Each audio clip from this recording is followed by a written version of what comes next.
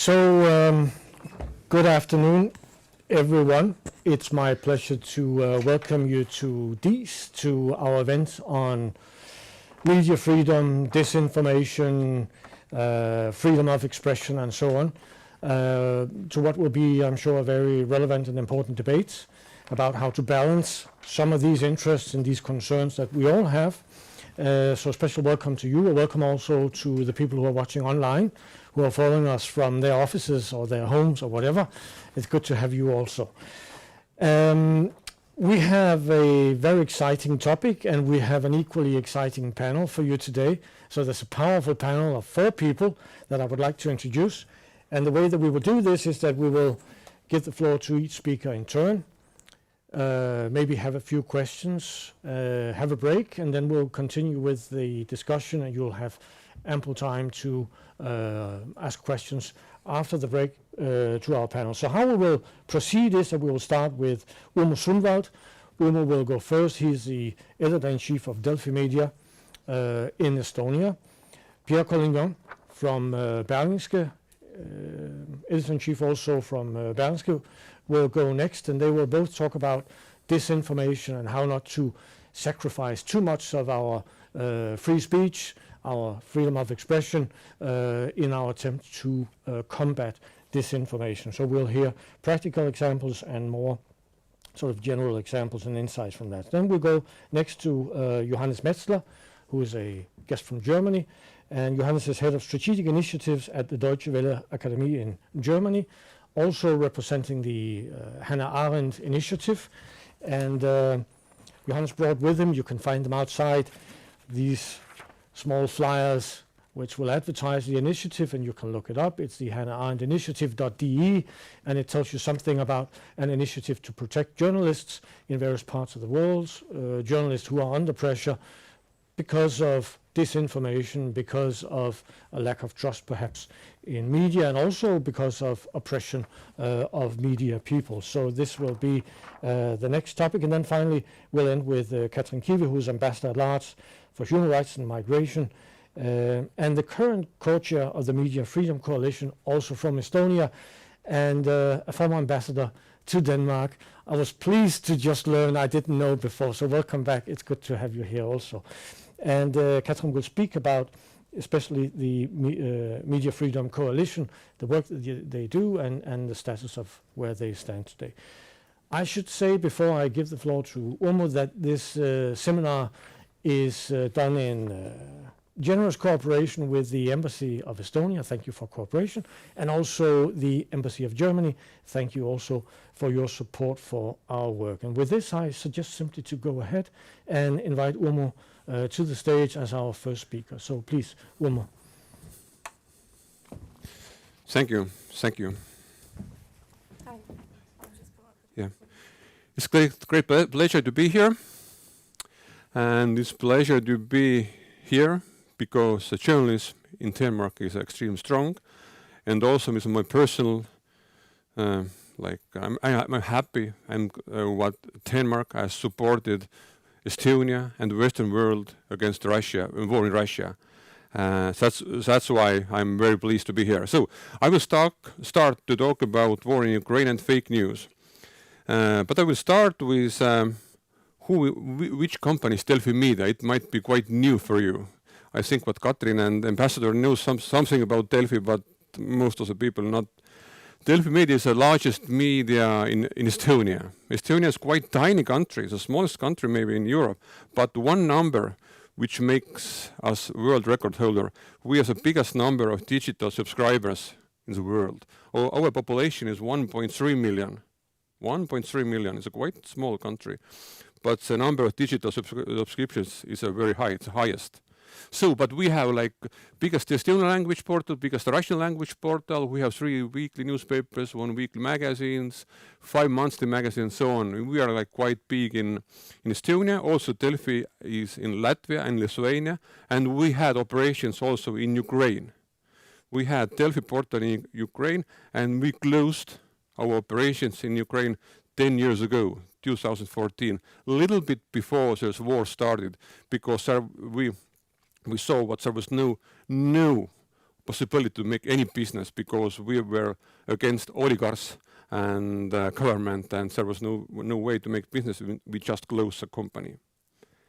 So why war in Ukraine and covering it is important for us? It's the number one issue in our company, and we are making like 10 even more stories per day. Number one issue, and it's a quite interesting story, but some weeks before war started, we got some memos from the Prime Minister office and from the office of Minister of Defense. And we got some memo what might be happen during the winter 2022. And we shared those memos with our staff. And basically all the journalists who are like 24, 25, 26, 27, when they read our memos, what might be happened, and what happened also, they didn't work like 1 or 2 weeks because it was so big emotional disappointment for them, because young journalists just starting their personal life, husband, so are trying to planning their families, so trying to bought the houses, first homes, and war, and it was like quite a big issue for us, because we even like invited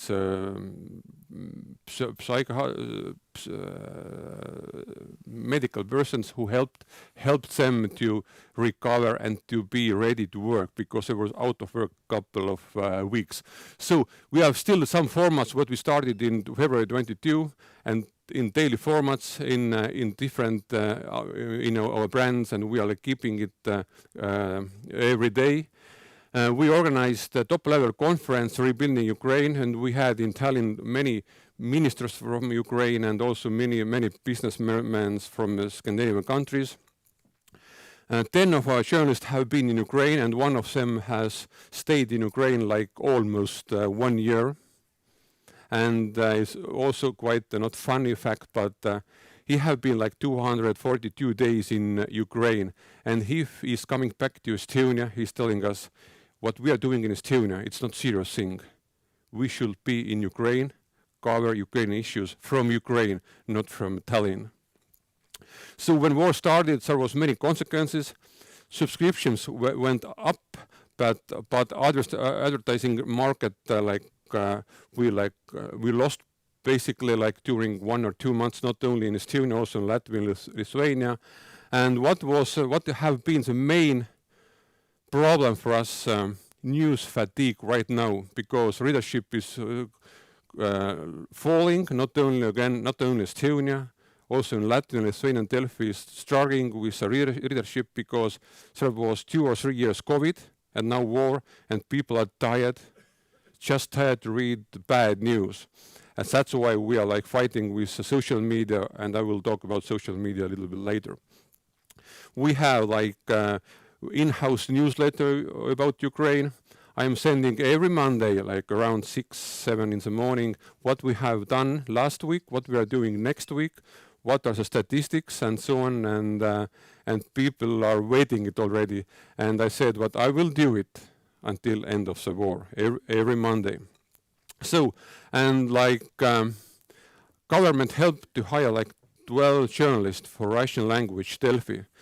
In Estonia, government never helped private media, never. When war started, 24th of February of 2022, I got a call from Prime Minister office. They had only one question: how much you need money to hire more Russian journalists? The first time during like 30 years, government wanted to help private media. Yes, they were late, 30 years late, but still, yes, they gave us, it's not secret, it's a public numbers, they gave us like almost 300,000 euros per year, and we hired some journalists, and also we like have some budget to travel to Ukraine. So just a small part of statistics, you can see how much, how influential was war in Ukraine when war started, and when I talked about news fatigue and people are tired about news about war, it went down, totally down again.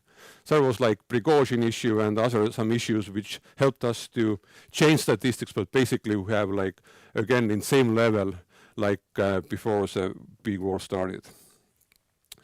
So, I just missed one slide. About myself, this is a Russian TV. Maybe some Estonians have seen kind of slide. Why I'm talking about Russian TV? I was born 1973. And in Soviet and Estonian TV and newspapers produced lies, darkness, and total propaganda. Maybe from the person who are living in Western Europe or like in America or even Scandinavia, it's hard to believe, but government can lie. And the system of Soviet Union media, not only media, but society was built up just to lie to the people. That's why maybe even in Scandinavia, it's hard to believe what government lies. But what we understand totally, what Russians have done and why, if I'm watching the Putin right now, he's liar. He's watching cameras, he's like meeting with other people, and he's just lying. But I'm quite old. In my generation, people knows it's nothing new about Russian attitude, how to communicate with like inside the Soviet Union or Russia, or how to communicate with the people in western part of the world. So, 1988, we got first normal news, open society. People started to make real journalism. And the TV, the power of TV, created from Russia. I have quite good example. The chief editor of Russian Delfi, Andrei Shumakov, the name doesn't tell you nothing about. He's like a Russian citizen, but head of our Russian language Delfi. He came from Russia to Estonia 6 years ago, or 7 years ago. His mother is living in Chelyabinsk. It's a quite a big city in Russia. And they are not talking with each other anymore because his mother believes what Russian TV is telling every day, and she don't believe what his son is talking to her. They just don't communicate anymore. And Andrei made an excellent opinion story, which was the best opinion story 2 years ago in Estonia. Russians have, instead of head, TV. There was even like photo, not a head, TV instead of head, because nobody is thinking, everybody's watching TV and gets everything, so-called information from TV. In Estonia, we have like almost 300,000 Russians who just watched Russian TV and propaganda. There was like many years debates in Estonia. Should we close Russian TV in Estonia or not? Should we close or not? Latvia and Lithuania did it. Estonia didn't because we are open society. Every freedom of speech and so on. All those stations which was against Estonia, against freedom Estonia, against like everything what you knew exactly what means freedom, but we had those stations. Estonian companies sell ads to the Russian TV stations, but only when war started, we like closed those stations. It was quite embarrassing situation what government didn't have courage to close those stations before. But at the same time, this is a Finnish TV, like a national broadcast in Finland. All the people in northern part of Estonia watched Finnish TV. I learned Finnish language from TV. Periaatteessa mä voin puhua myös suomea, mutta täällä ei ole liian paljon ihmisiä, ketkä osaavat suomea. Basically, I learned from Finnish language from TV. And Estonia was the only part of ex-Soviet Union where it was possible to watch Western TV. Only part of the Soviet Union. And it helped us to understand what's a free press and freedom of speech. All the films, news, debates, shows, everything. Estonians knew exactly what is like interesting and how they are making journalism and media and entertainment in the western part of world. And I'm personally found from Finnish TV real news about the war in Afghanistan, about Chernobyl disaster, and also about the Los Angeles Olympic Games from Finnish TV. And there have been even many studies in Estonia which like improved, which we saw, which like expressed exact situation what Finnish TV helped to for Estonians to great road to free world. So, how many minutes I have? I have here like 5-6 stories what we exposed during last years. We have like I think the best investigative unit in Baltic states, maybe even in Scandinavia. It's hard to compare, but we have extremely strong unit. And those 5 or 6 stories what I will show you are leaded by us. It's not stories what we translated from, like we got the information from Germany or like from Sweden or from Finland. Those leaked came to us, and we build our head of investigative department, build unit from our own guys and from the guys from different media outlets from Europe, and we expose quite many things. So here is one which was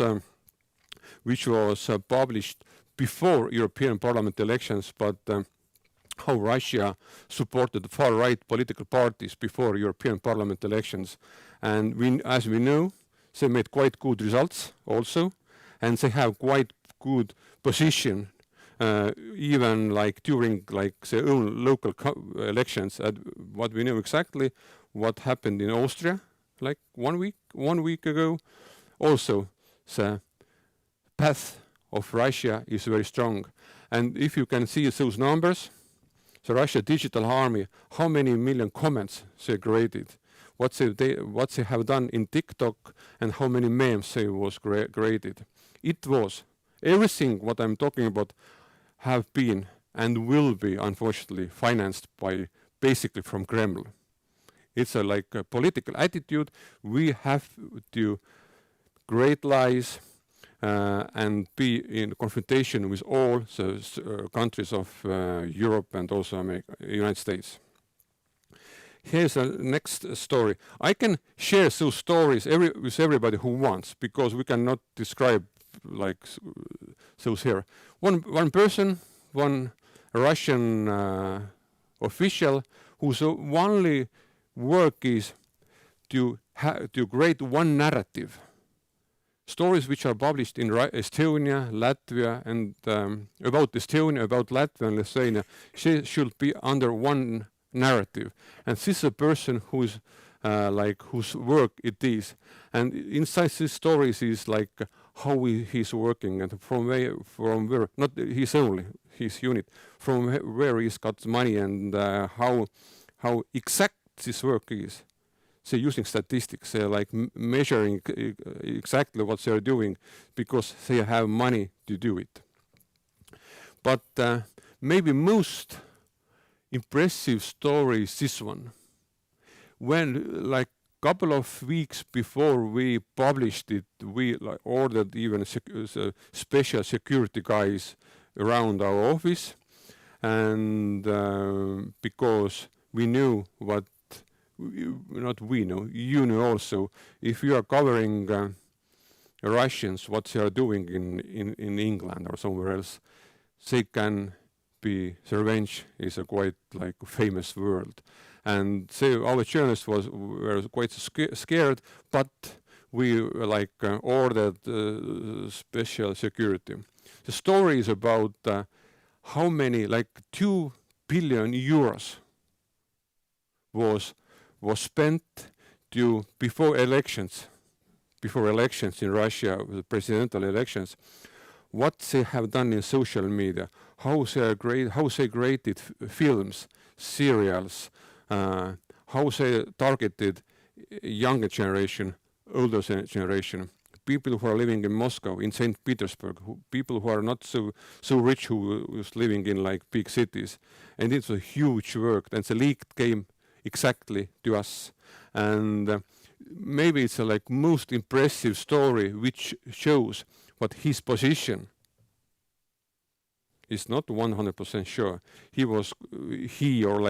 He and his team was quite not very, they wanted to get high result before the elections, and they invested hugely big amount of money to make some lobby, make films, everything.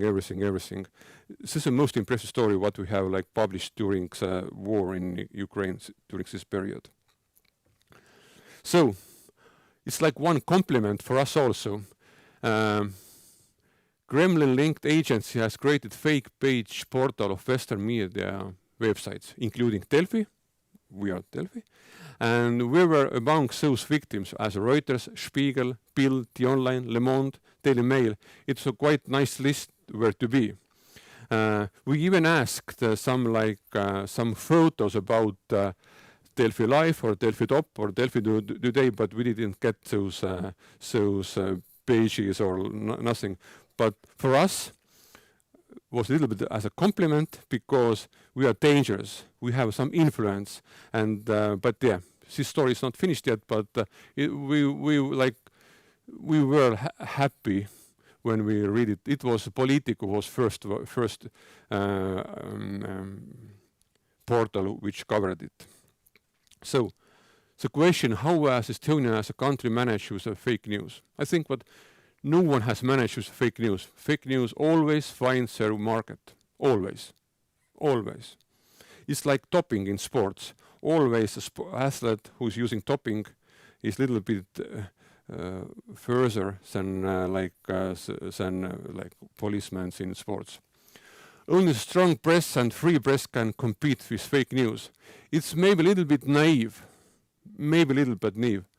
but there's no other way how to compete with fake news. This requires credible journalism and journalists, plus, and I think what this systematic media education from school, it should be not everywhere. I think, with my personal opinion, in every school should be media classes, media courses, because younger generation are reading and studying all what they know about journalism from TikTok, not anymore from Facebook, from TikTok. And they don't even know, they don't even care. Is it like some like old media or newspapers, like real news? And of course, I hope very much, but at homes, mothers and fathers can teach their children, but I'm not quite sure but how much they will like have power to teach children during not school time. It should be European decision, European Union level decision. It's a one way how to learn, how to create a wider view from the young generation. Not only social media, there is a legacy media also, and legacy media is like real news media. The spread of social media motivates to create fake news. It's so easy. We even made some experiments during the COVID time. We just published in social media totally stupid things, and nobody closed it. During the COVID time, we tried to get some connection with Facebook, because in Estonian language, Facebook was full of stories what vaccination is wrong and so on and so on. We didn't even get any contact with Meta. We asked, please close those portals. It's a killer portals. Nobody even answered us. Estonian state has created Russian language TV station 2014 when the war started, and and from 2022 supposed Russian language private media. Also, we have some fact-checking projects, but those are not very aggressive. If we can make one or two fact-checking during 1 week. It's not enough because lies are all around the social media. But the situation got worse with the fake news. Combination of AI and social media already shows what the era of production of lies continues to develop. There was like elections of United States presidents 2016, and there was a study what fake news engagement was much bigger than engagement of like real news. And what we can see right now in TikTok, in Facebook, and also in Twitter or in X, already right now, the fake news are moving much faster, and people believe them much more than news from the ordinary media. So, thank you. It was a little bit about Estonian history, but I think what's important to understand what's the history of Estonia created in Estonia generation who believes and understands fake news maybe a little bit better than quite big number of people in the western part of the world. Thank you.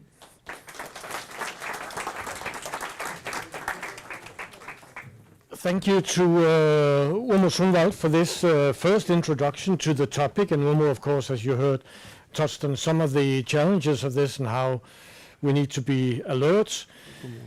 Also briefly introduced some of the avenues that we may explore in terms of how to handle this. And then we will continue now with Pierre Collignon, who will go down this avenue and talk about how to deal with this and hopefully give us the solution. Now, Urmo just talked about legacy media, and we should remember, of course, that Berlingske is the oldest newspaper in the world, and Pierre represents this. So I should also mention, just for those of you who are interested, Pierre used to be a fellow at the University of Southern Denmark, focusing on fake news, disinformation. So he brings quite some expertise and practical experience with him. So please, Pierre. Thank you very much.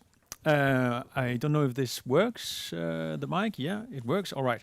Then we'll just see if this works. But anyway, hello all. As Flemming said, my name is Pierre.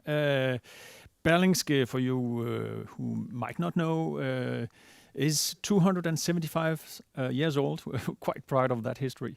And it's a quality daily newspaper of conservative nature. And we work very hard on international subjects, and the war in Ukraine is obviously very, very important for us as well. I was going to entertain with a small video because I find this guy very fascinating, Daryl Cooper, who is a self-made historian who was a guest recently in the Tucker Carlson show, because it's just such a nice example of this kind of post-factual age we're living in. This guy has invented all kinds of theories about the history of the Second World War, where he rewrites history and actually creates fake history as a business model. He lives off that. He has a podcast and a Substack, and he's become quite successful in this new right-wing environment in the US. And then also became a guest in this Tucker Carlson show, which is also a sign of our times. It's not in a legacy media of any kind. It's just published on X, but it has a huge reach. And just this conversation there was watched by millions of Americans. And his main subject was to say that the real villain of the Second World War was not Hitler but Churchill, and that the Holocaust, which he doesn't even name Holocaust, but the death of many Jews, was just some kind of accident, because they didn't prepare, the German army didn't prepare well enough for their campaign against Russia, which is really a blatant lie when you know just a little bit about the whole planning of persecution of Jews from the outset of the Nazi regime in Germany, and their plans for persecuting Jews in the Eastern Campaign. So this is just a small example of that's what we have to live with. And in the ages we live in, That's just reality. We're not going to come back to like the industrial age, centralized monopoly on telling the truth that you had with the large media just a few years back. The internet and social media just have transformed our whole media landscape and the way that we share knowledge and create knowledge in the modern world. So we have to adapt to that, and we have to be realistic about how to be in that. Flashback 2016. This is kind of the wake-up moment, and that's also when I dived into my research into this subject. This is data that became very famous from the 2016 US presidential election, where we, for the first time, had this sense that the Earth was moving under our feet as journalists, at least, because certainly there were lies and bullshit and crazy stories everywhere. And you had these. This was done by BuzzFeed News, where they looked at Facebook engagement for the largest, mostly engaged stories on Facebook about the U.S. elections, compared true, real stories from real media with these new kinds of totally made-up stories on websites that were created just for the purpose of making a buck on advertisement sales, or some of them were also created by Russian actors. But what obviously scared everyone was that the fake news got larger traction on Facebook than the real news. So this chart in itself created quite a lot of panic, actually, about how strong a phenomenon this could be, and I also believe it created also some kind of a misrepresentation about how much of an influence it can actually have, because while this was going on social media, Americans were still actually receiving mostly their news from television, and then you can obviously criticize the U.S. Television networks for their bias, but that's another story than these completely made-up things that are true fake news.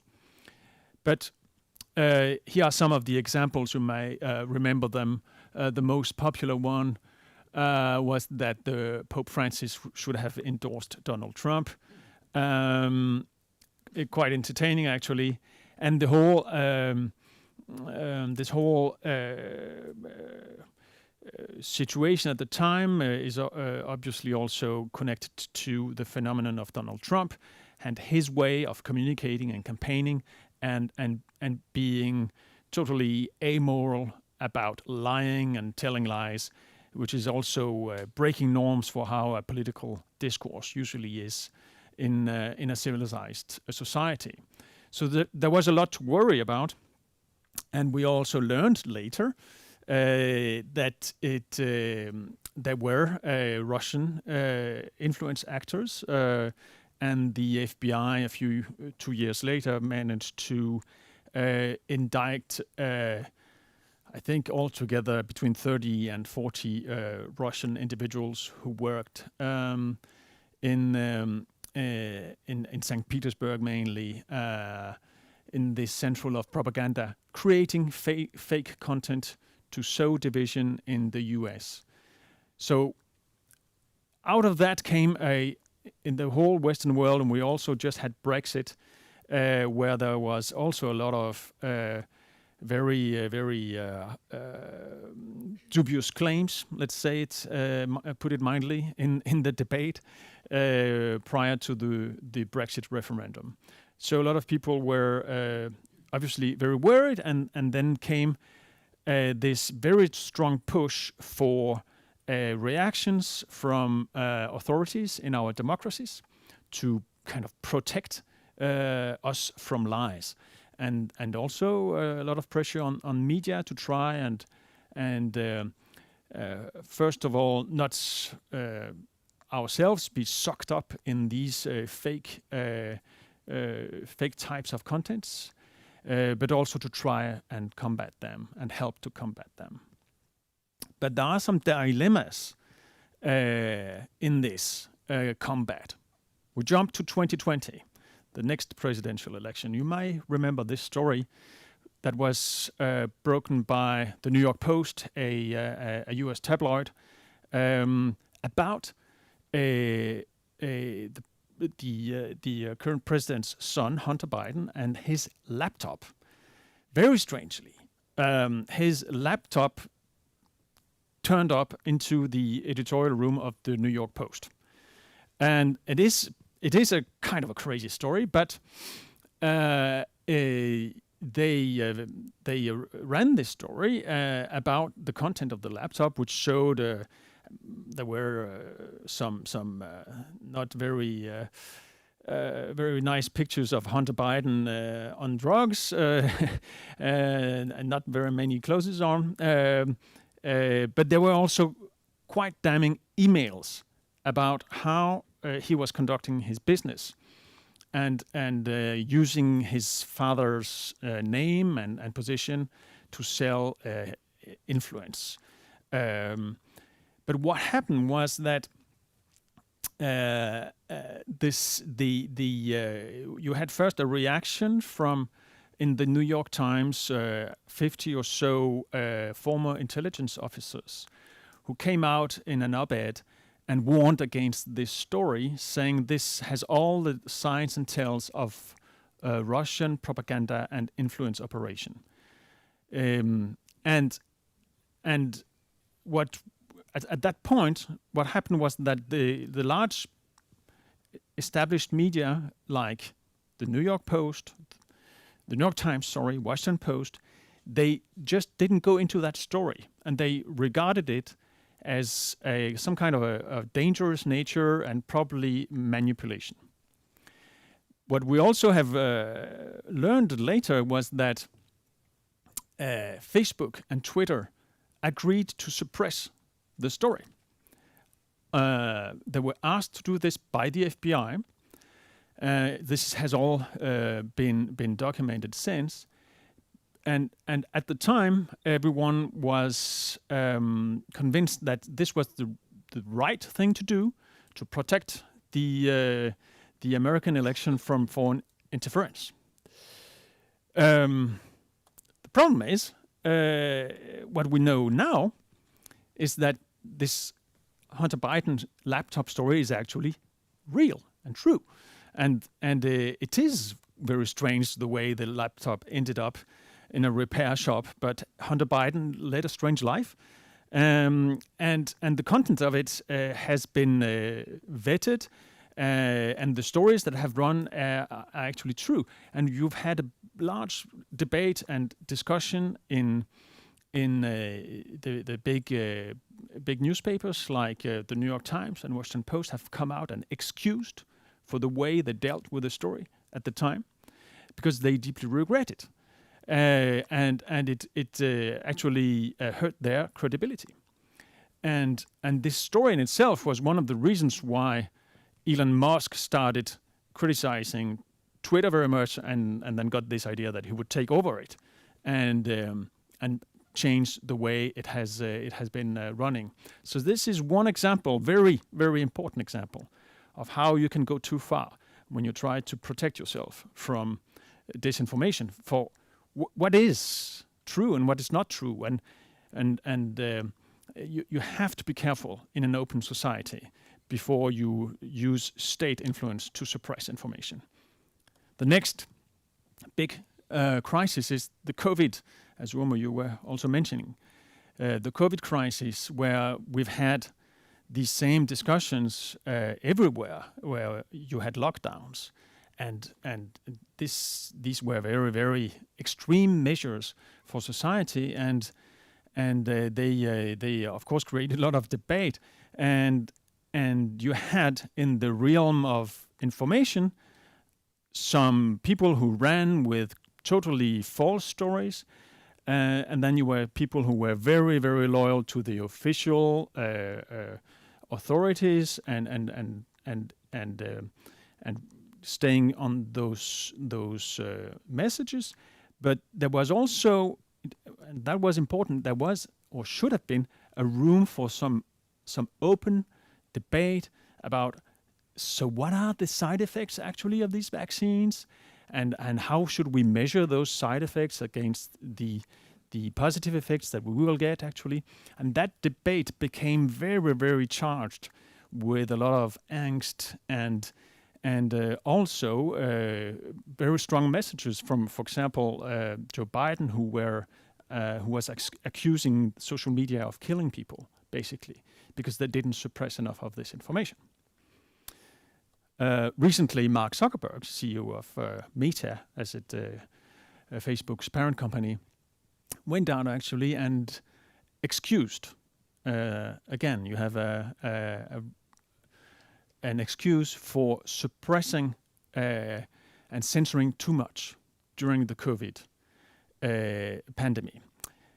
And that's also very, very interesting, because you see it comes out of a crisis, a panic situation where you're really afraid, and then you begin to suppress information too much. So if legacy media are not careful and work with the same kind of attitude of suppressing unpleasant or dangerous information instead of treating it, I think we will lose a lot of trust in the public. It's the same for authorities and for politicians.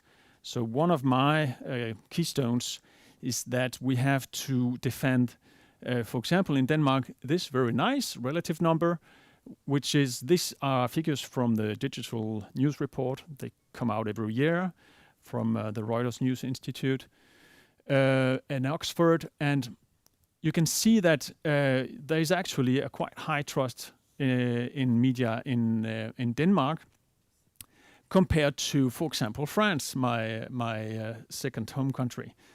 And I think one of the reasons for this is that, well, the Danish society is, of course, very different than the French, but there's also a stronger tradition in Danish media of open debate and of taking in new ideas and also kind of dangerous ideas and treating them openly. And that creates trust. And I think you have to do the same with many subjects. For example, immigration, which is one of the largest political forces. As we can see now, this is a picture from the migrant crisis in 2015, but a lot of elections can be influenced by this issue alone. And there it's quite important that serious media go right into this problem, this issue, and treat it with serious journalism. Otherwise, you will leave it to crackpot propagandists on social media. So you have to treat these subjects and not suppress them, and not make a taboo out of issues that are inconvenient to talk about.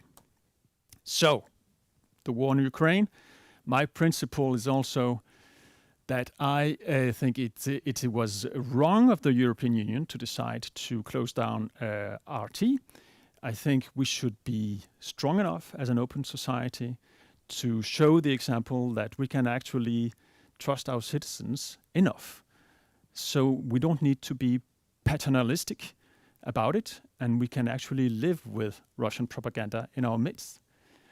When we closed down RT, we show exactly what we can give Putin and other dictators an argument that, well, you guys do it, so I will do the same.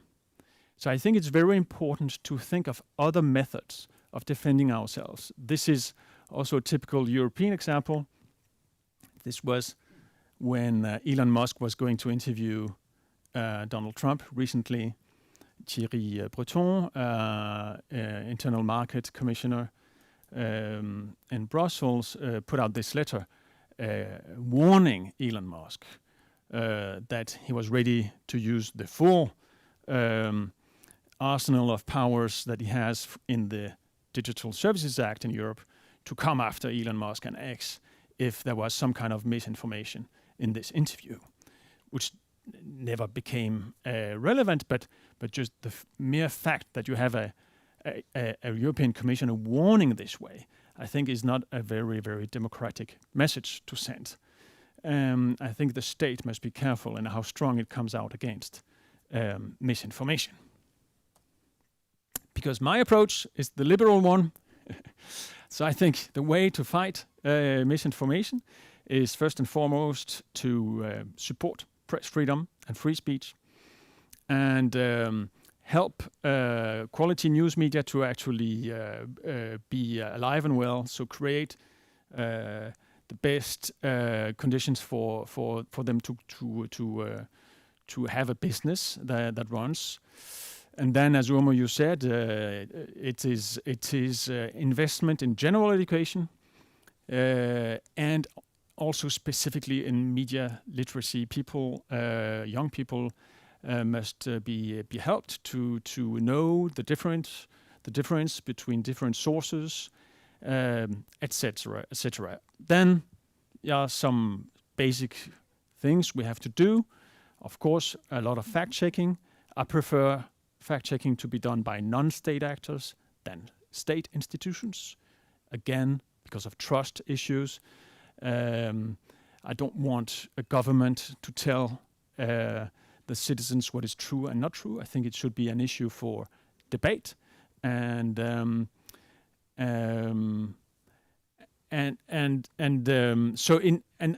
my overall thinking about this is that we have to promote openness, transparency, and as journalists, that then counts for our methods. And we also have to be humble and say and explain that our method is not necessarily to say that we have a monopoly on truth. It's more than to say that we actually have a method of journalism that is more trustworthy than others, because we actually try to aim at objectivity. So this is the kind of communication that I think the media must do, and then I think state actors must pull back a little bit. Yeah.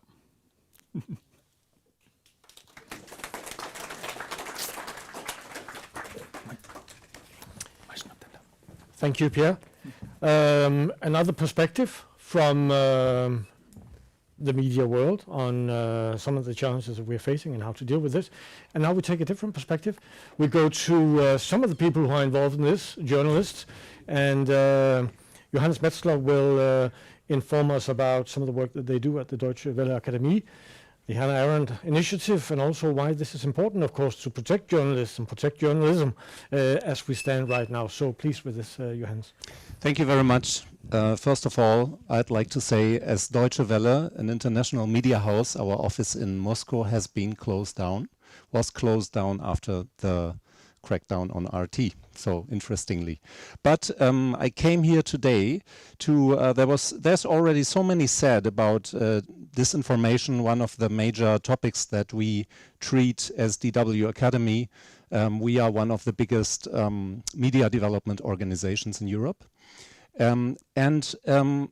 Interestingly, I brought some news for you, and there is civilization on the moon, and there is life on the moon.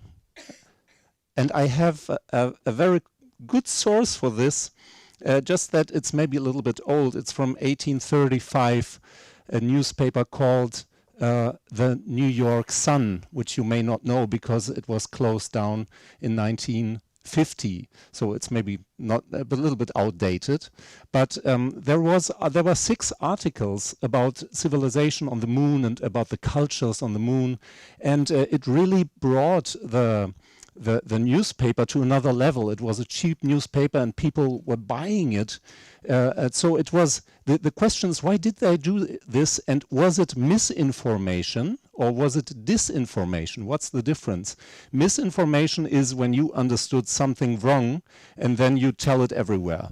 Disinformation is when you do this, but you do it with a deliberately bad intention to mislead. So my opinion is this was disinformation because the newspaper wanted money. They wanted to sell more newspapers.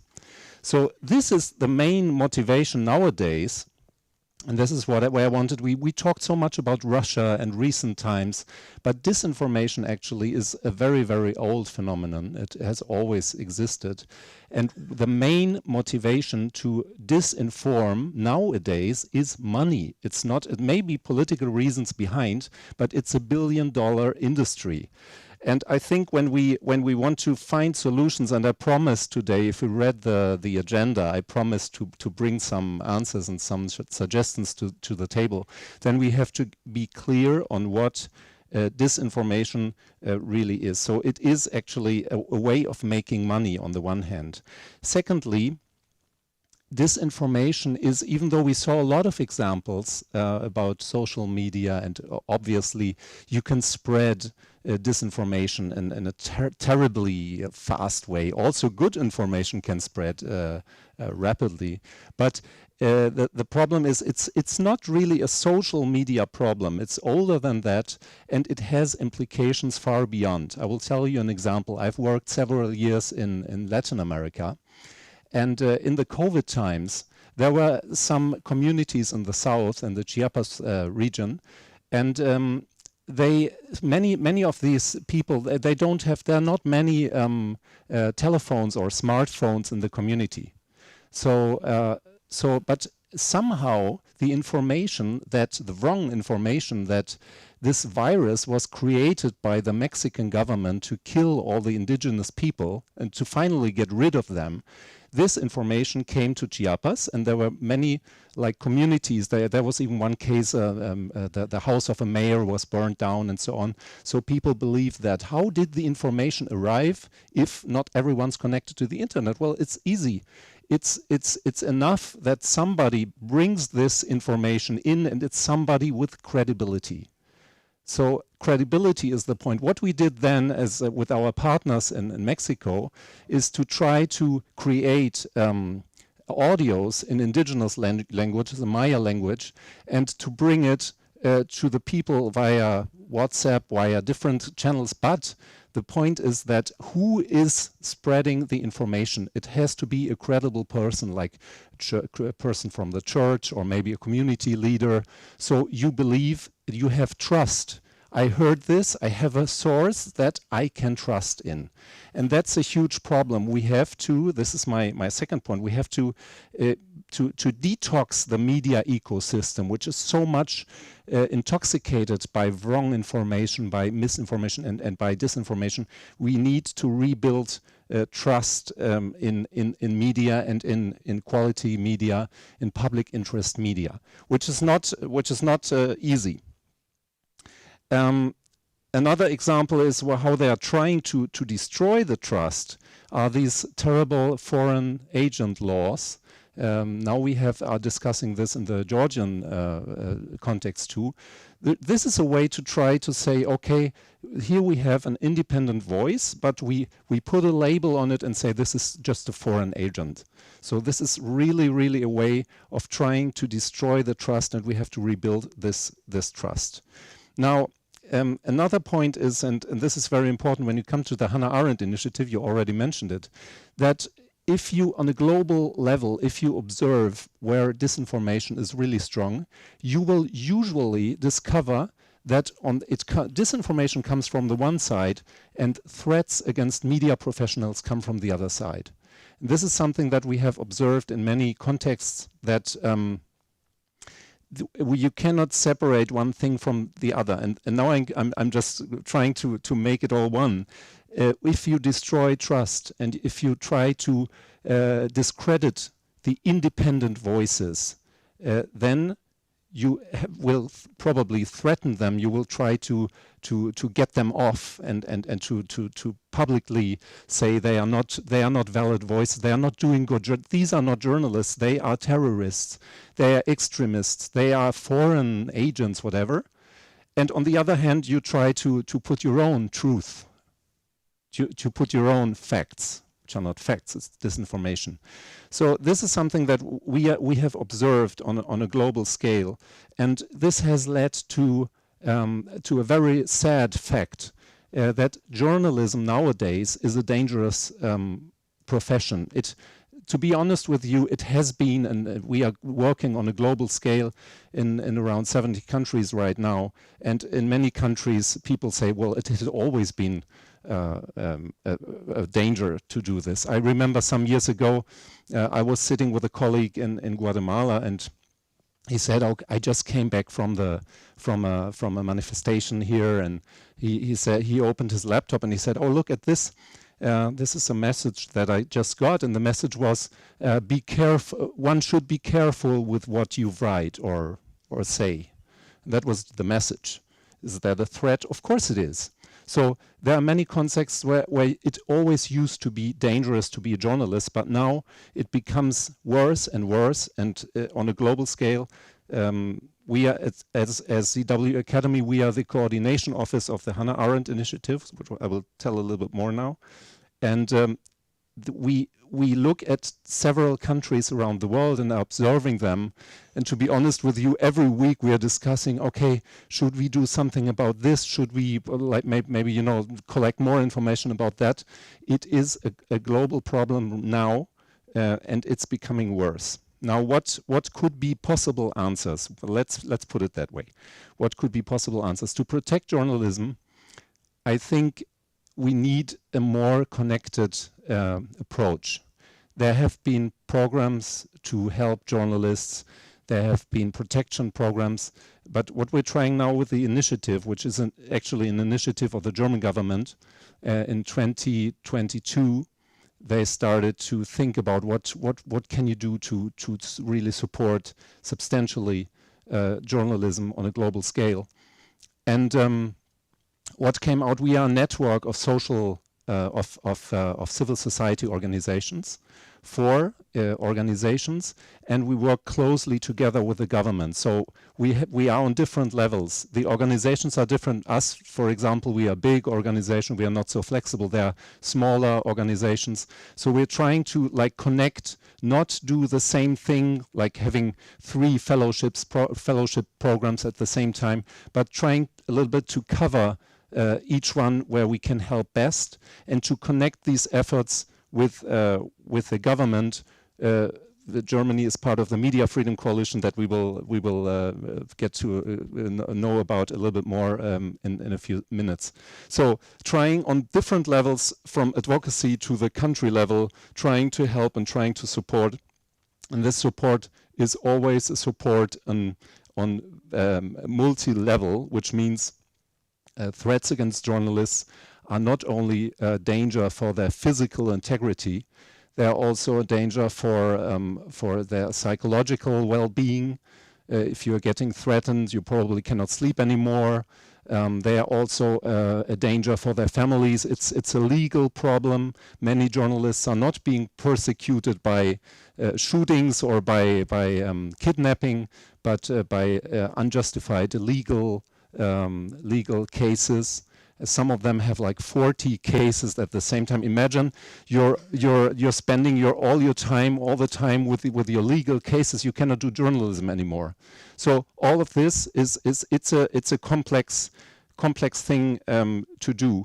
When it comes to the end, I think we have to think disinformation, and that was the point that I wanted to make clear. We have to think disinformation beyond Russian propaganda, which is one aspect, and it's very important here right now. But on a global scale, it's a business. It's directed. It's an organized form of organized crime. Actually, one of our partners, Code for Africa, the founder, insists that this is a form of organized crime, disinformation. So if we change a little bit our perspective, if we step back a little bit, and when we see the connection between threats against journalism, threats against people, independent voices, and disinformation, if we see all this as a whole, then we have to act in a very very well thought way. I hope that I gave you some answers or some more ideas. Of course, media literacy is very, very important. I agree with you. Media and information literacy is very important. There's a huge need. People have to have the tools to decide. And finally, I have, I don't know if it's good news or bad news for you, but there is no life on the moon, as far as I know. Thank you.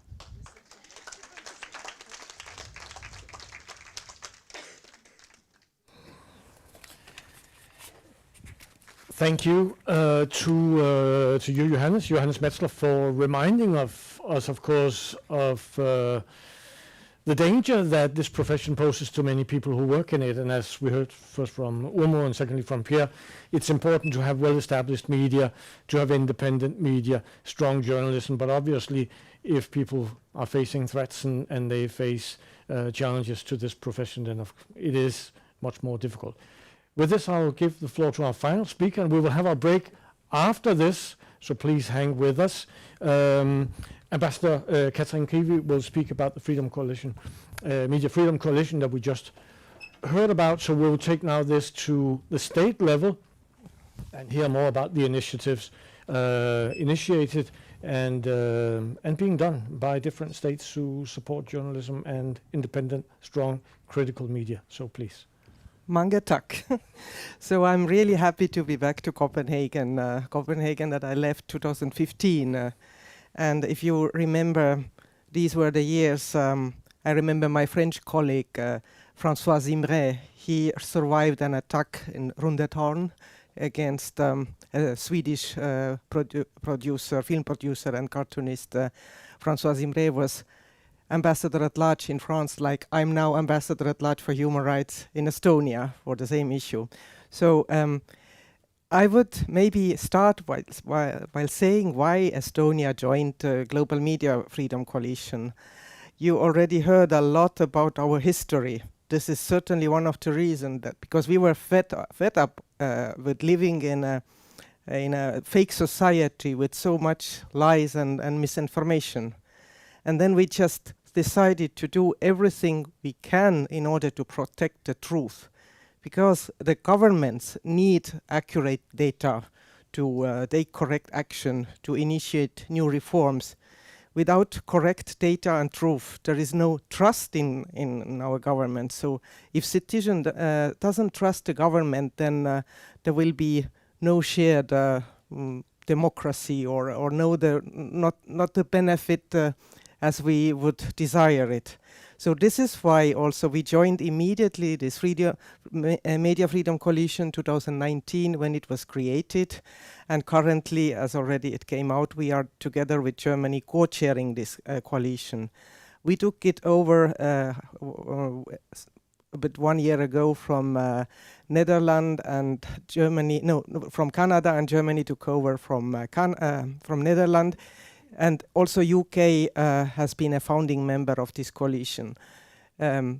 We are very proud to give today the government perspective in this wonderful structure of coalition. I would explain that this coalition, it is not about the governments only. We are working together with a consultative network, which is media organizations, journalists like Deutsche Welle, Journalists Without Borders, Reporters Sans Frontières. We have high-level panel of legal experts. They are very distinguished lawyers giving us legal advice and expertise, what kind of reforms to start. And without their help, it would be just usual government statements to condemn something or to call up for something. But the civil society and the high-level panel of legal experts, they push us, the governments, to get out from our comfort zone, to do something more than it is possible bilaterally or individually. Because if we join our forces in countries like India, Nepal, Sri Lanka, where I was also ambassador just a few years ago still, in Namibia, in Kenya, in South Africa, where there is so much disinformation, then we can be much more successful. One of the reasons I took this post after coming back from India was exactly because I had so many good friends, journalists there, whose mobile phones were targeted by spyware, Pegasus. And a high-level panel of legal experts of Media Freedom Coalition has urged governments to take action against this. And today there is a coalition of countries that Estonia and Germany had joined also to take action against the proliferation of commercial spyware. And the same high-level panel has suggested also governments to take action and help journalists at risk in countries like now Russia and Belarus, but not only, in Gaza as well, of course. And like the Anna Arendt initiative from Germany, we have in Estonia also a safe refuge scheme where we give until 35 residence permits each year to journalists at risk. And we have been helping also to relocate independent media from Russia to Estonia when the war started. One thing that came up here was whether it was a good thing to close Russia today or not. Of course, we can count in many countries on resilient societies, but it is not every country where citizen can really understand so easily what is truth and what is half-truth, or what is fake news, what is disinfo, what is misinformation. Russia today was famous of giving half-truths, which means giving stories which were also okay and correct, and then suddenly something was not correct. And not really every society has a high level of media literacy to decide what was good, what was not good, what was fake, what was correct.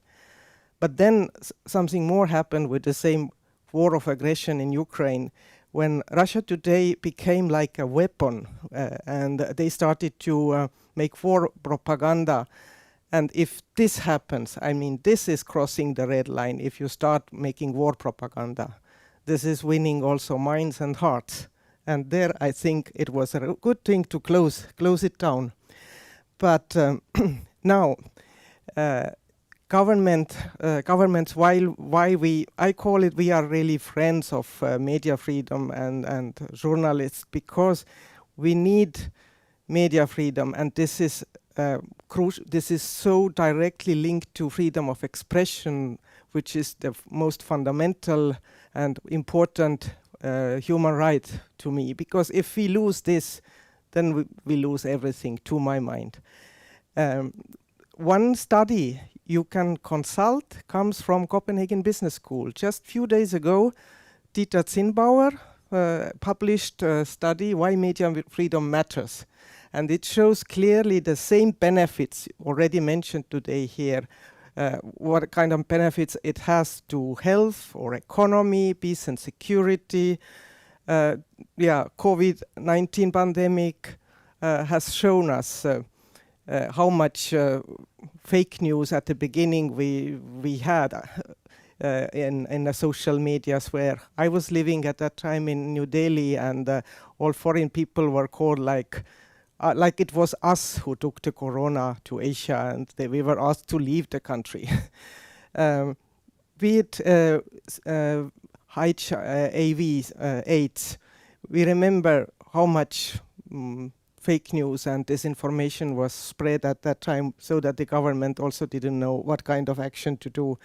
We take, for example, the economy. Without correct data and supervision of journalism and media around the economy, investments and banks, the companies would do probably much more window dressing, and maybe less corruption cases would be discovered also without the help of media, less than the normal tax authorities can do. Media is helping us there.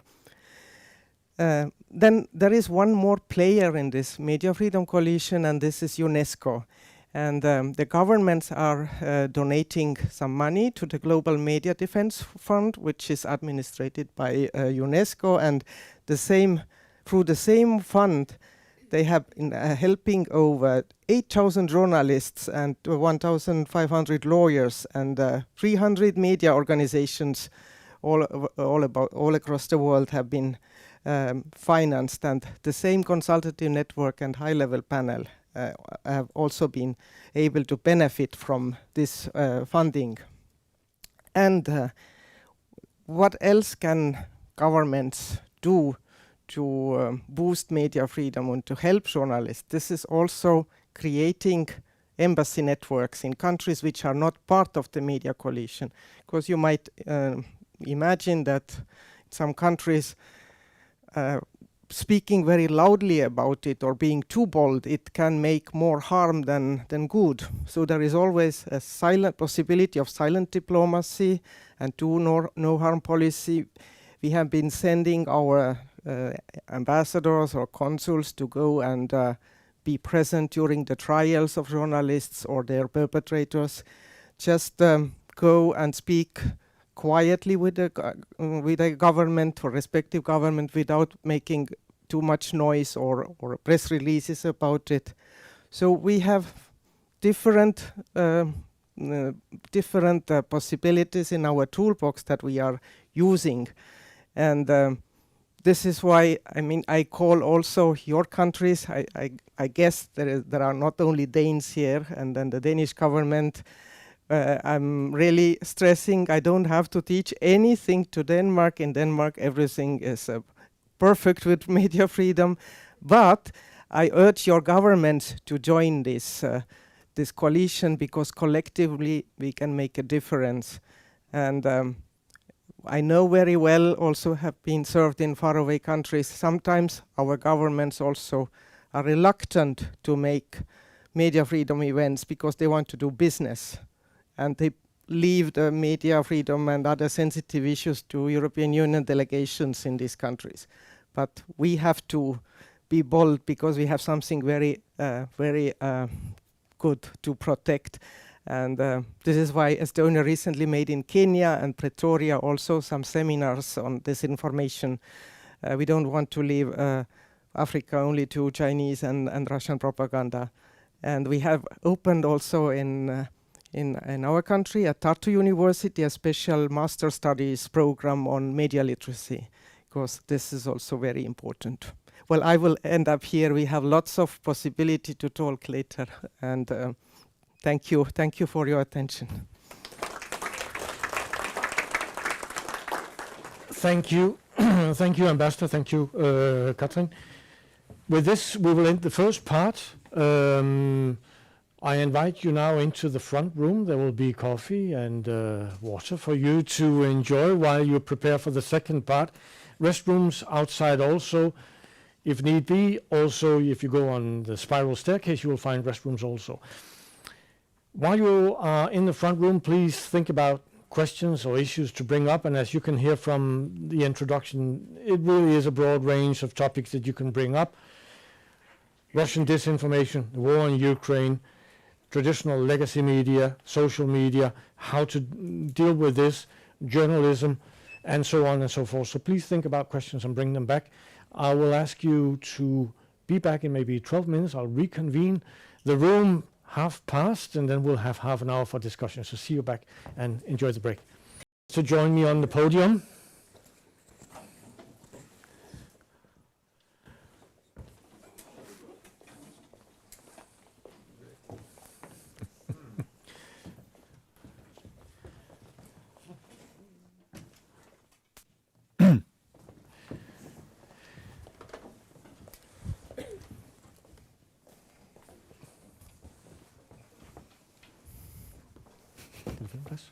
Ja. Kan du finde plads der? Jamen, er det fint her? Eller skal Ja, jeg det er gå derover? fint. Det gør du, som du vil.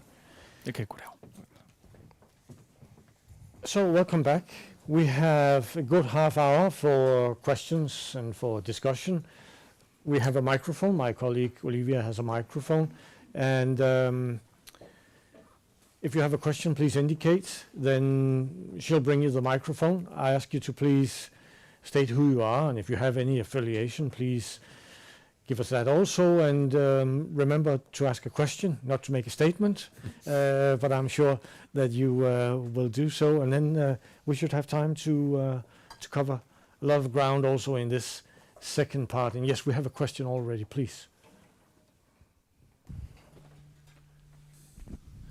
My name's Mike Spears, from guest researcher here from time to time, but actually retired from the Ministry of Foreign Affairs. So my question is about why people believe in all this junk information, fake news. You know, we all know that all Ukrainians are Nazis, don't we? So why does everybody believe in some of these very, very simplistic and dangerous messages? Mm-hmm. And my tragic example really is, and I think it deserves quite a lot of consideration, is that from what I understand, most Israelis don't know about and don't really care about what has been happening in their neighbouring countries. They're completely cut off. And the Israeli government has introduced a new measure by closing down an Arab media outlet, restricting them. So people believe in some message or other. Why on earth do they do it? Why don't they go for the broader freedom of speech, multi-messages angle? I'd love to hear what you've got to say about that. Great question. So why do people believe in disinformation? Pierre, do you have an answer? I think the short answer is confirmation bias. I know it from myself. If some piece of information comes in and kind of confirms what my prior beliefs, I will have the instinct to go with it and maybe not be as critical as I would be if it was something I disagreed with in beforehand. But luckily, it's not as if everybody believes whatever. We have actually. I think my experience that people are actually not that dumb, and there's a natural critical sense in most people that actually works, even without a lot of education. What you're mentioning about Israel is exactly my point, as I made before. It's really, really dangerous when a liberal democracy like Israel begins to act in this manner. You have to have an open exchange of information and ideas about what is going on the Western Bank and Gaza and neighboring countries. Anyone else on this topic? Yeah, you were right, because it's a good example when a minority of people makes noise, and it makes an issue, because I hope, I don't have statistics, but still I hope that in the Europe or in Denmark, in world, minority believes fake news, but but they are making big noise about it, and are making noise about it, and it means it's an issue to cover. They makes more important because they are talking about so loudly, and they are arguing with government and with like Israeli government and with our government in Estonia about vaccination and so on. I'm happy what the smaller part, minority part of world believes it, but I'm worried how the minority part of world can make so big issues from like creating from lies. Mm-hmm. I think that actually it's switched on. Yes, unmute. I think that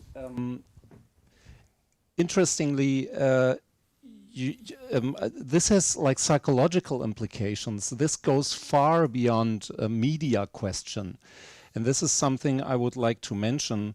The Global Risk Report of the World Economic Forum said that disinformation is one of the big short-term threats for humanity.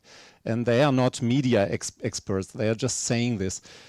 I think that too many times journalists. I'm a journalist too, so we're basically three journalists and one of the diplomatic world here. But we are discussing this too much within the media expert sphere.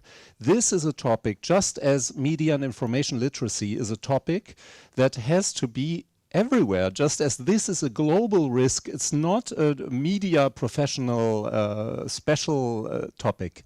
So maybe we are the wrong ones to answer this, and we should carry the topic to other spheres, legal sphere, psychologists, politics, especially much more than now, and so on. But social media helps to spread and makes those issues bigger than they are. Social media is a threat, I think, is a very, very big threat to you, because they are spreading lies and nobody controls it. As I mentioned in Estonia, like a couple of years ago, when there was COVID issues and vaccination, the Estonian language Facebook was full of like lies, and nobody dealt with in Estonia with this issue. Estonia tried to deal, but Meta didn't even answer us. Yeah, maybe I should also say something. Well, I don't know really why, but what I've heard that fake news and misinformation somehow disseminates many times faster than the truth. And the only remedy I think it's possible against fake news and disinformation and all this rubbish is education, education, education. And there our governments, our ministers should also take action. Thank you. Mm-hmm. Thank you for this. We have two questions in the back, so let's go to Andre first.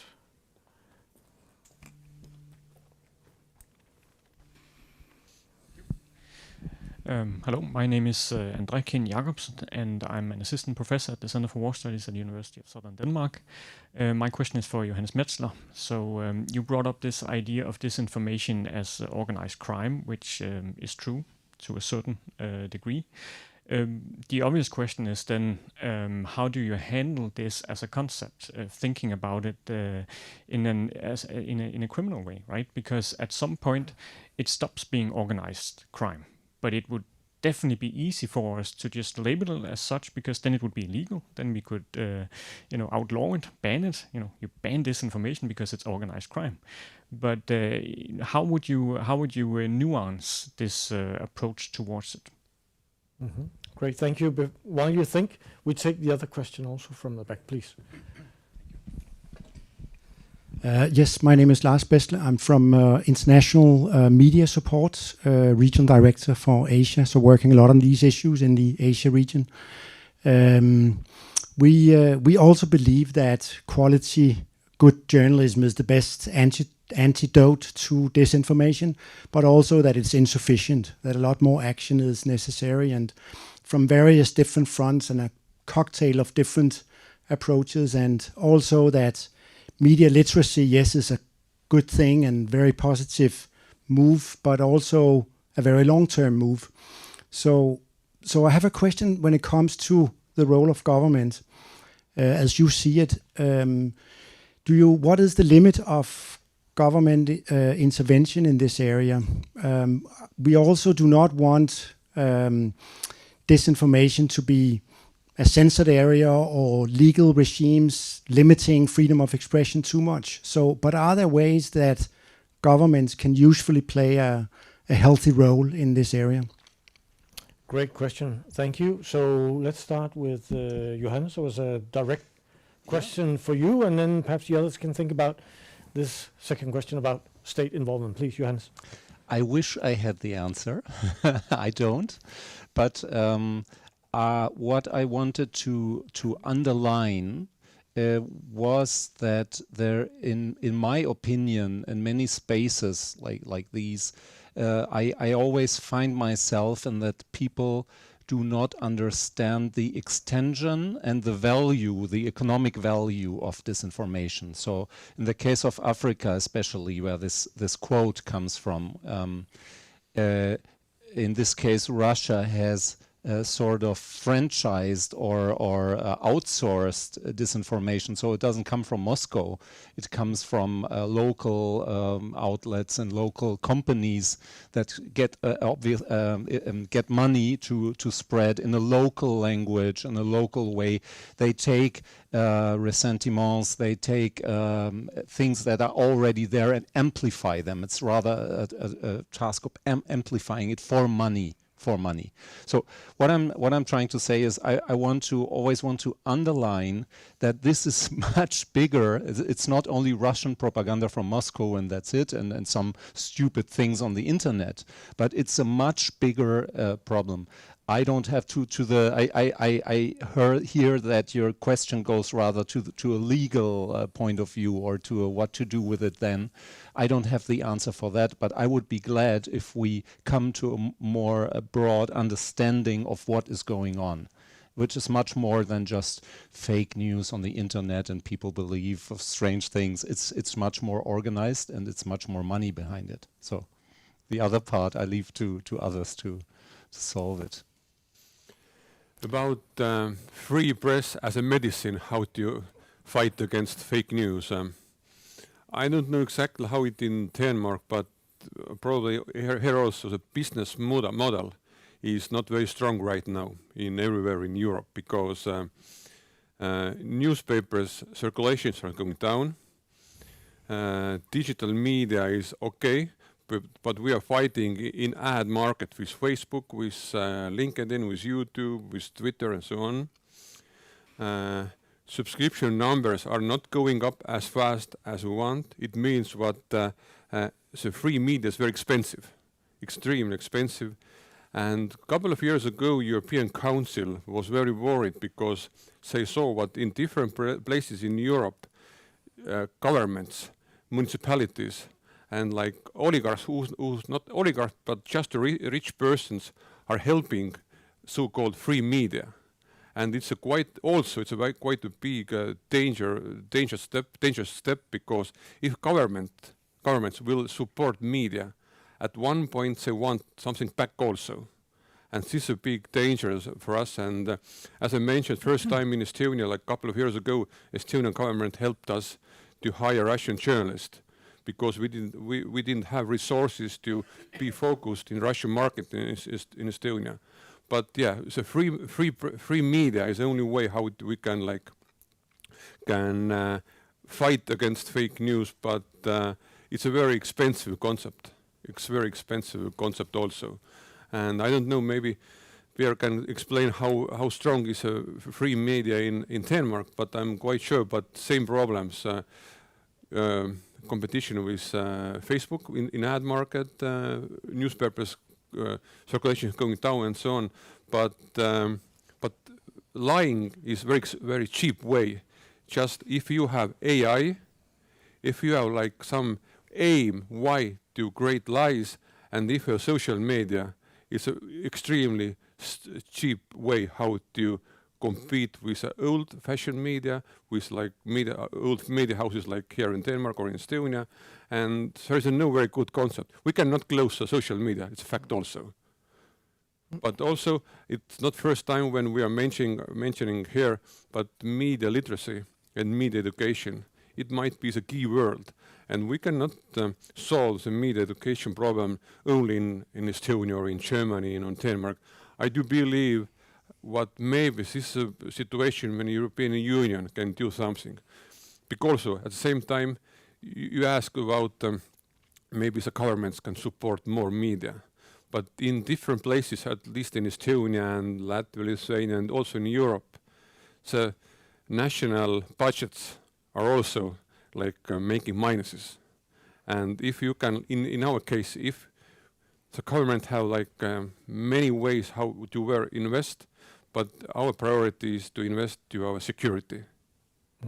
And at the same time, one part of our security is media literacy and the Russian language media in Estonia. We are happy that we are getting some money, but I think it's a very dangerous money to get, and it's very dangerous money to give, because at one point might be new government in Estonia who wants from media houses something back also, and this is a very dangerous situation. Yeah, thank you, Urmo. You already mentioned it. Actually, it was a long overdue in Estonia to create quality TV, quality media in Russian language, because we have somehow let Russian-speaking minority, especially on eastern part of Estonia, into the Russian public media information sphere. And Sorry, we have like almost 50,000 Russian citizens who are living in Estonia. 50,000 Russian citizens. And still not speaking Estonian. They're not speaking Estonian, and they don't have too much connection with other part of Estonia or with Tallinn. Their like soul and hearts are contacted with Russia. And somehow it came out also that it doesn't pay off to start correcting every fake news and invest in it, but rather in investing in quality media. And what else governments can do also, like in the Council of Europe, they have been recently adopting a new convention on artificial intelligence, trying to integrate all human rights and ethical consideration in new laws. This is also very important because, well, data integrity is a challenge, and there can't be any freedom of press without freedom of internet. And by the way, Estonia will be chair of the Internet Freedom Coalition, Freedom Online Coalition next year. These two coalitions have lots of synergies, and data integrity is very important, that your data and other data remains correct, that nobody has been changing it. Thank you. Pierre, do you have anything to add? Perhaps something on the Danish? I'm kind of in the school of what the states should not do, but I think a lot of good advice has been given. I will take note here already. What you can add maybe is also that it's really important that the state and the European Union try to create a level playing field in the ad market between the social media big tech companies and then newspapers such as my own. I'm obliged to follow EU privacy rules on data that do not count for Facebook. So they can harness data in a way that I'm not allowed to.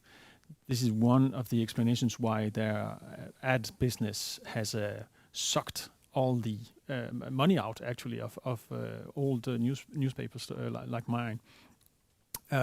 So that's another thing you can do.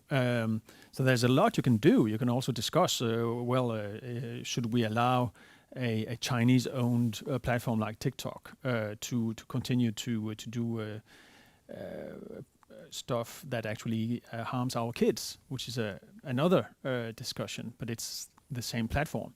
But generally speaking, we just have to be careful about having state authorities deciding what is true and what is not true. We are talking about disinformation as if it's easy to say exactly what is true and not true, and it's not. It's a very, very much a debate, and it's very often a gray area of discussion, and you can see the same truth from different angles, and it sounds really different when you look at it from both sides. But if in a liberal democracy, you have to believe that this exchange of ideas and fight for facts is actually the whole idea of an open debate. And the moment you begin to say, well, we cannot trust our citizens, they're like small children that will be manipulated, then I think you are no longer a true open democracy. You mentioned, you mentioned like a couple of minutes ago when your presentation was what it was not very happy moment for you when the Danish government closed RT in Denmark. Was it like EU? In EU, yeah. But I think if we are talking about connections with Russian fake news and misinformation and disinformation, so like zones in Europe also. I think what in Spain and in Portugal, they don't care at all. What is a Russian disinformation about fake news around war and so on? Maybe Scandinavian countries understand much better. But countries as Estonia, Latvia and Lithuania, we are on the front line.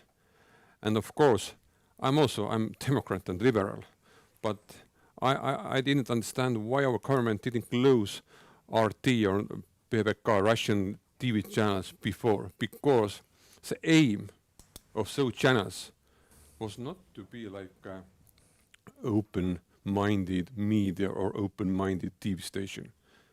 They had their aim, what we saw, not only in Estonia, but all over the world, 24th of February 2022. And we gave them opportunity to build up platform also in Estonia. Out we are Nazis and Russophobic country. Thanks. Well, we are happy because we had, as I mentioned, history, recent years learned us what the real aim of Russian propaganda. Was it during Soviet time or during after 1991? So that's why I was quite sad when our government or EU didn't close those TV stations before. Yeah. Interesting. I will just remind that during the Cold War, we lived very well in Western Europe with a lot of communist propaganda, and it was actually a point that it was allowed here, and it was also a time of conflict, and we made a principle out of it that should be allowed, and the Communist Party was also allowed to be here. Now we'll also go very far to defend the freedom of speech of extreme Islamists in Western Europe. Of course, not accepting calls for violence or terror, obviously, but being able to criticize our democratic system from within is really important. I just want to remind also that all our countries have signed the Council of Europe Convention on Human Rights, where it is said that with every freedom also comes respect and responsibility. So we have to be careful in limiting, of course, the freedom, but if we see that it starts undermining the public safety and security, and if it is about the warmongering, as I mentioned, then government should do actions. And when I mentioned the Council of Europe Convention of Artificial Intelligence, it's not about European Union, it's Council of Europe in Strasbourg, which is 46 countries, and their conventions are have much larger audience or parties have been adopting them, being also cybercrime Budapest Convention. So these are all very, very useful tools for media people as well, and with the help of governments, negotiations, negotiated text. Thank you. Great, thank you. We have a question from the gentleman here in the middle.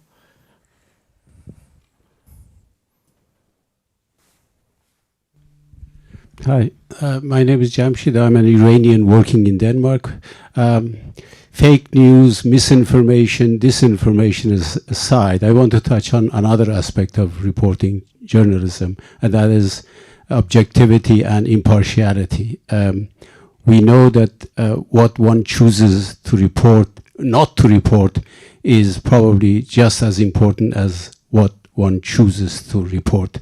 So my question is, how objective, how impartial Western media is when it comes to reporting news about outside the Western world? And the next thing is, how objective can an individual journalist be when one has to keep an eye on one's job, given the fact that the media is controlled by big giants or interest groups?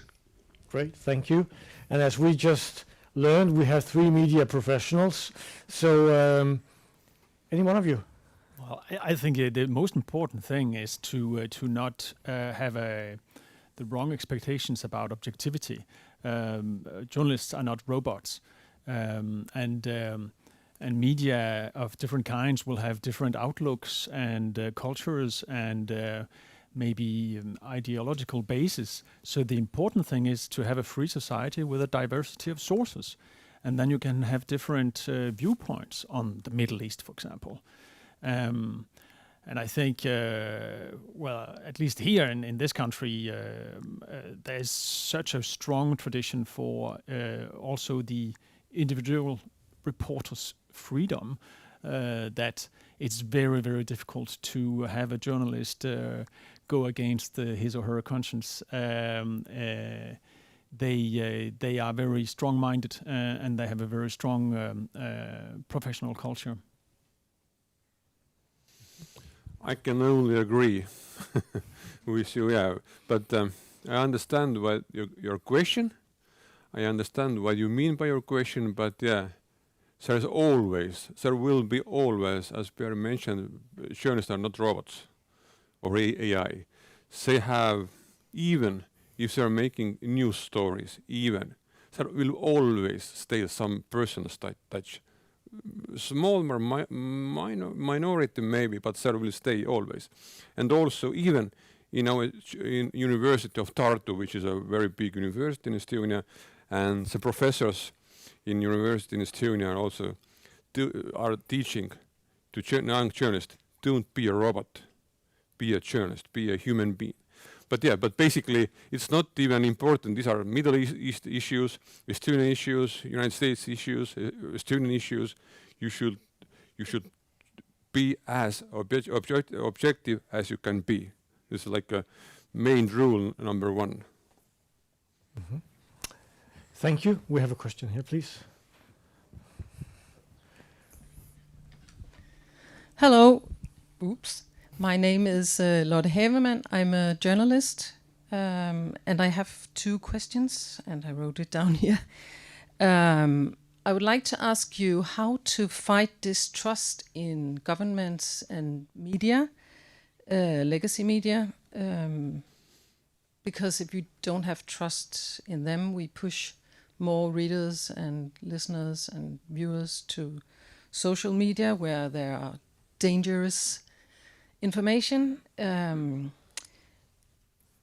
it struck me when Katrin, that you said that we had perfect media in Denmark or free press in Denmark or something like that, that during COVID we had almost no debate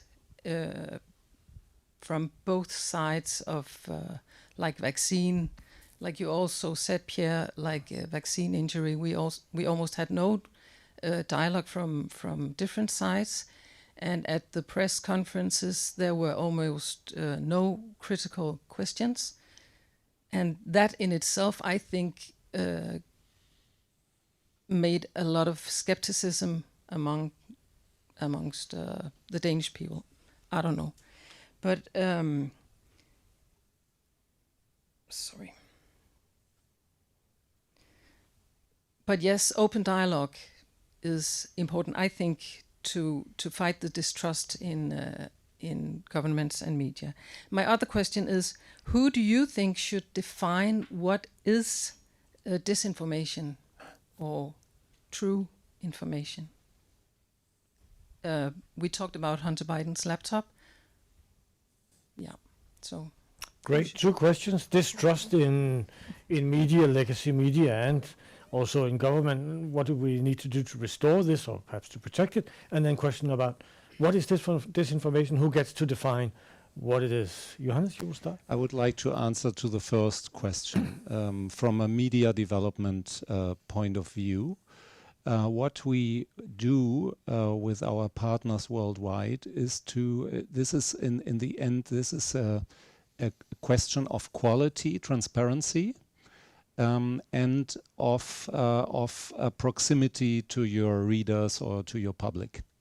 So what we do is we try to promote, let's say, put it that way, better media in a way that for instance, when it comes to real, like, independent voice, community media in Africa and Latin America, which do not have, you mentioned the big companies, they don't have a big company behind, they are for their community, but many times they don't really know what is going on, and they are doing their business just as they did 20 years ago. So trying to reconnect with the public, trying to really find out to go there, which should be a basic principle of journalism, to be there, but it's not always like that.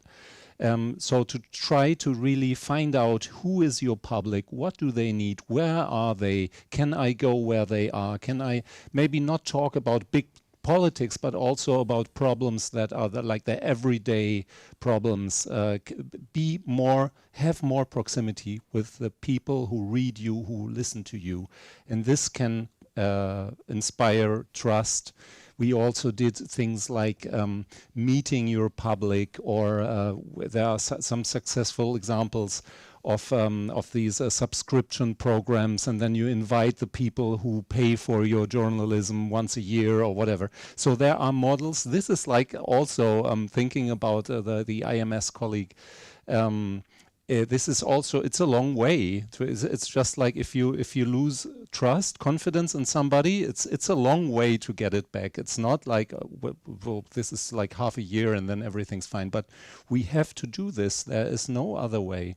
So I think this is the way to go.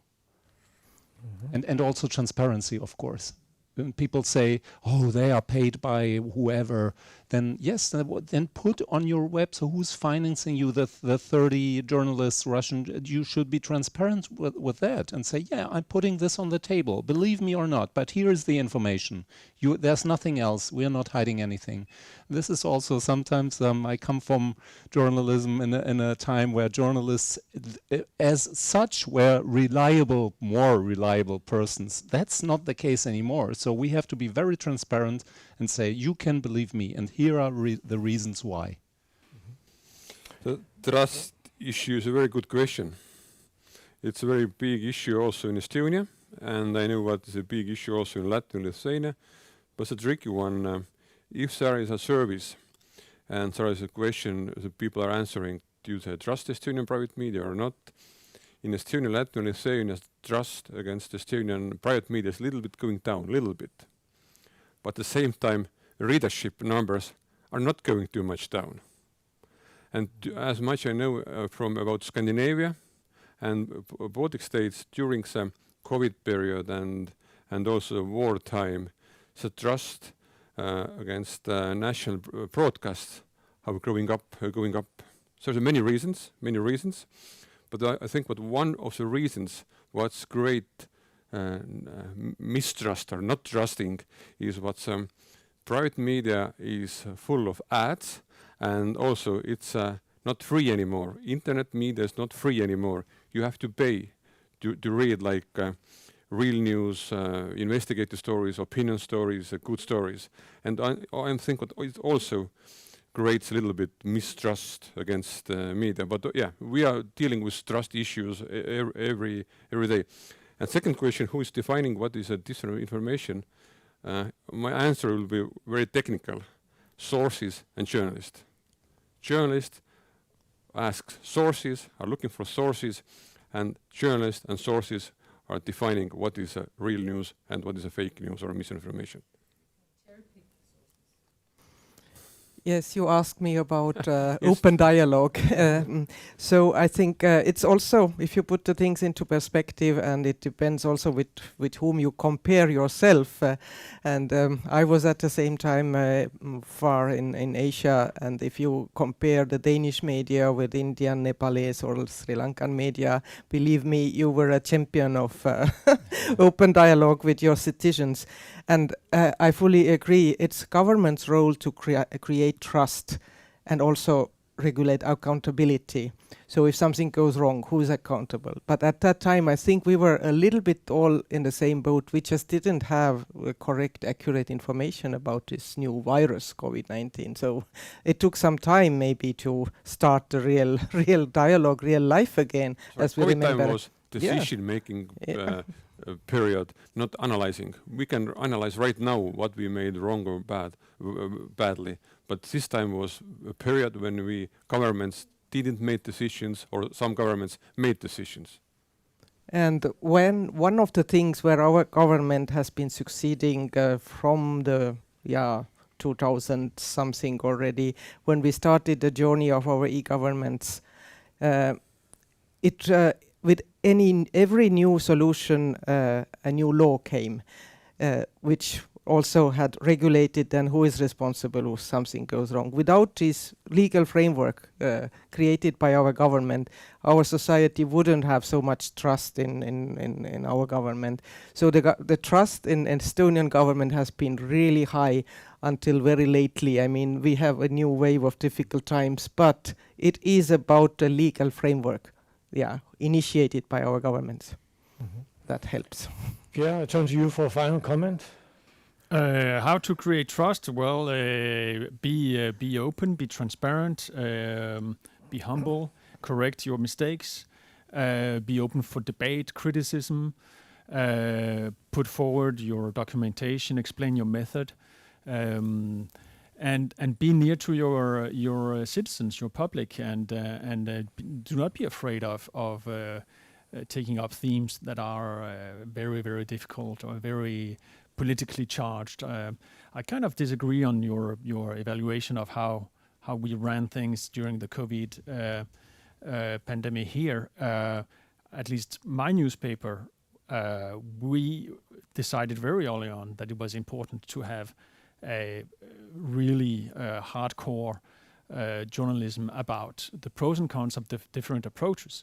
And we saw that when we put out that content, our subscriptions just jumped through the roof. There was really a thirst for valid, curated information about this new disease and the different aspects of the different methods of trying to keep it down.